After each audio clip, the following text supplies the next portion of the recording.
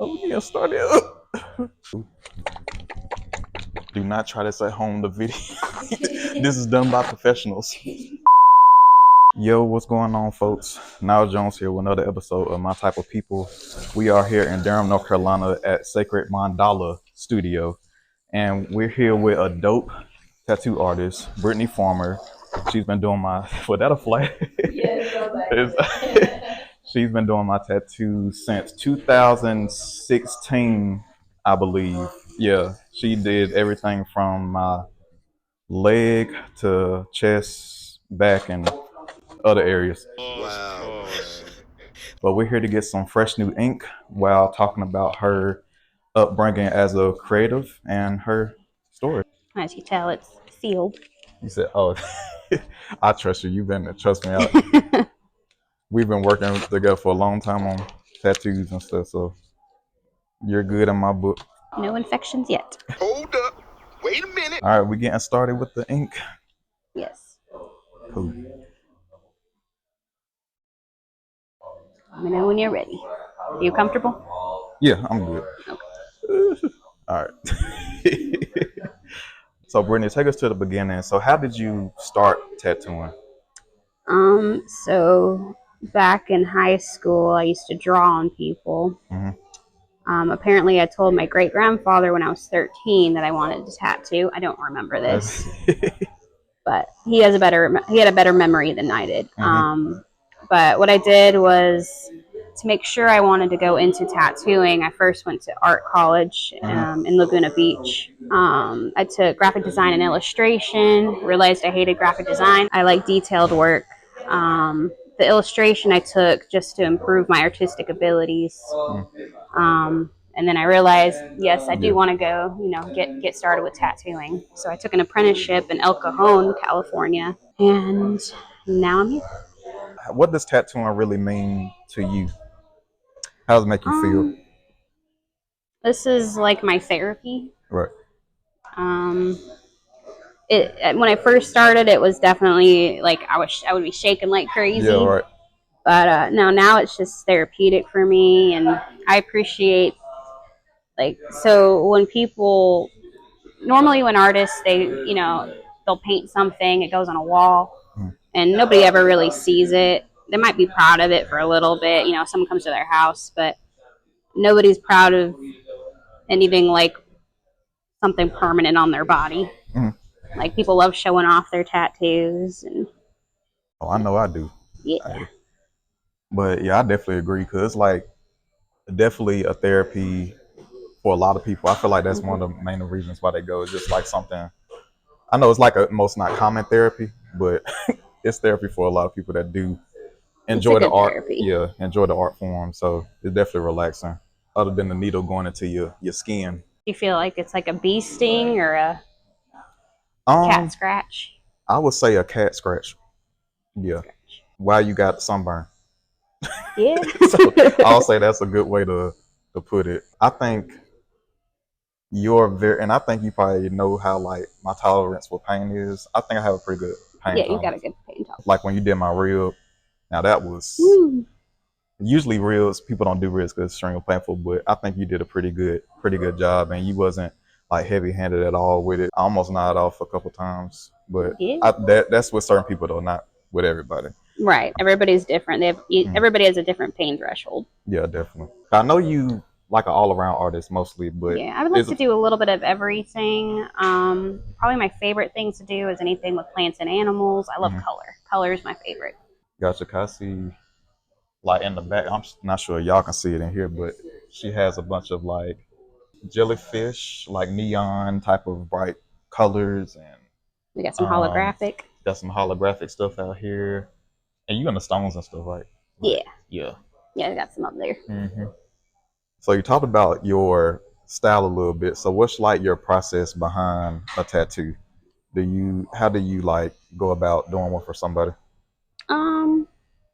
So like if someone wants something done, I always ask for references. It kind of gives me a better idea of what they're looking for. You can tell me what you want, but sometimes it gets messed up, like the description. So like say you want a lion, You want a colorful lion, so I Right. can interpret that as realism, but maybe you want it like neo-traditional. That's why I want references, because not everybody knows what style they actually want. Right. But you give me some references on the style you're looking for, if you want anything added to it. Gives me a better idea overall. So yeah, I start with the design process. Then I go to do the design. Someone will come in and get their tattoo.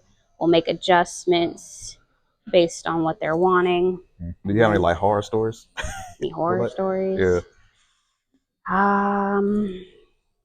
I had the girl almost throw up on me once. I did like a line, and then next thing I know, she like, I couldn't eat Cheez-Its for so long. Oh my god. But Oh. yeah, but she came back and got it done, It and was no no throw up. throwing up. Yeah. Okay. Oh my god. Not everybody has the best reaction. It's always important Yeah. to hydrate and eat before your tattoo and not psych yourself out. Okay, hey, well, people that's getting their first tattoo, take note of that. Do you have anything that you really like, any likes or dislikes when it comes to a tattoo? Honestly, I hate doing clouds. No, okay. It doesn't matter if it's realistic or not. I've never been a cloud person. Gotcha. I will do them, but not my favorite. Like I said, what I really like to do, I just really like to do unusual things, like stuff I haven't done before. That's probably my favorite. So if you bring me something unique, I'm all about that. Yeah. You had like a bad experience with clouds, or you just It's hate just it? so tedious. Yeah, it is. Yeah, a bunch of pain in the shading and Yeah, it's like, outline. like doing something solid is one thing, but like doing clouds, it's just, I don't know, it's just not my favorite. Yeah. All right, let's go ahead and see that other arm. So I guess probably. There you go. That work okay? Yeah.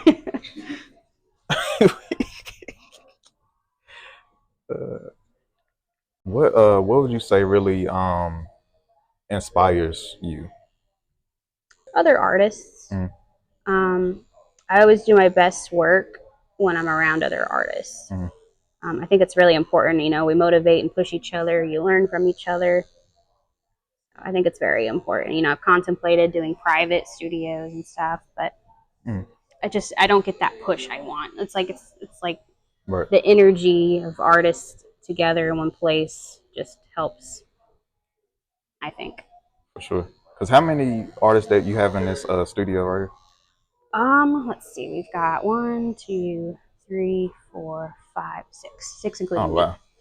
Yeah. So I'm sure you got plenty of inspiration around here. Is it somewhere or anywhere that people can find you on social media other than Instagram, or you can say your Instagram and stuff, but anything uh like a I don't know, a portfolio page or Probably the best place to find my work is my Instagram.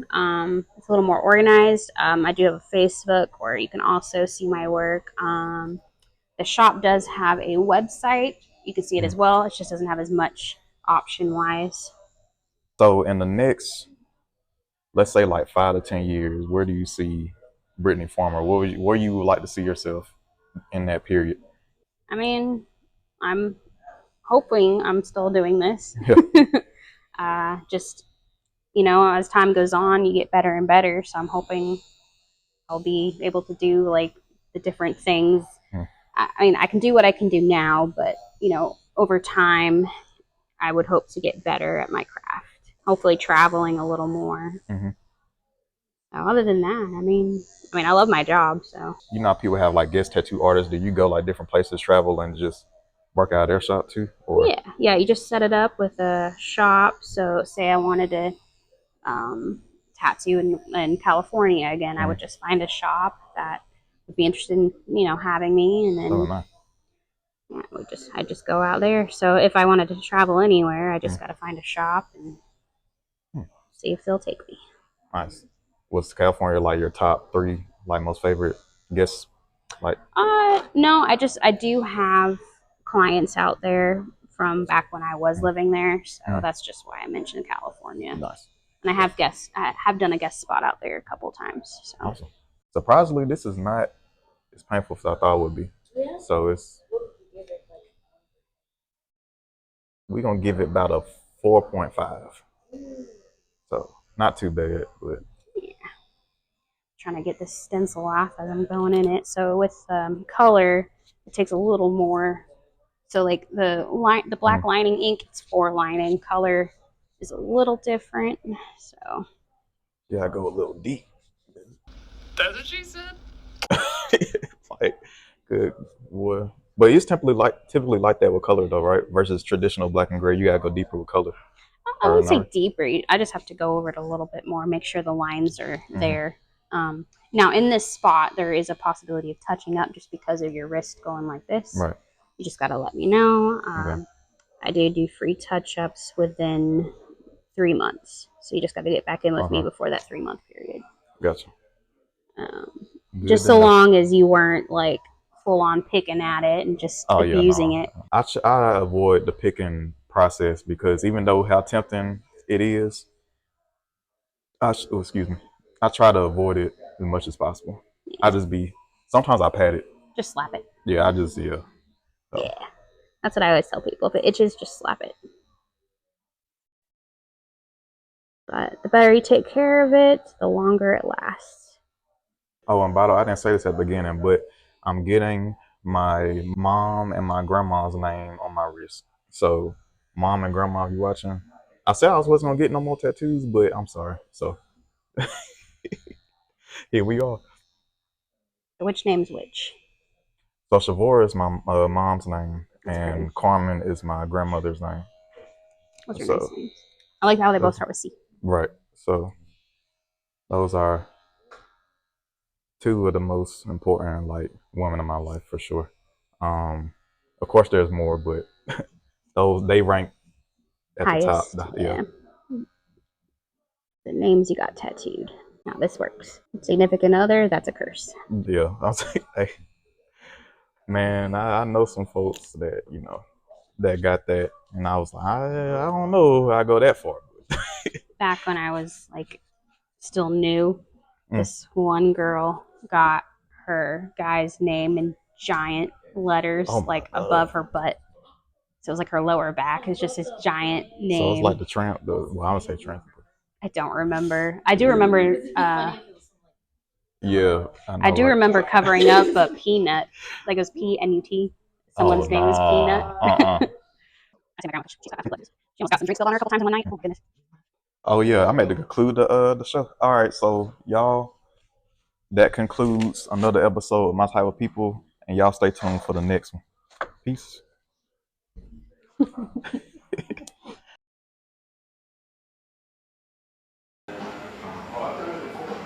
What's like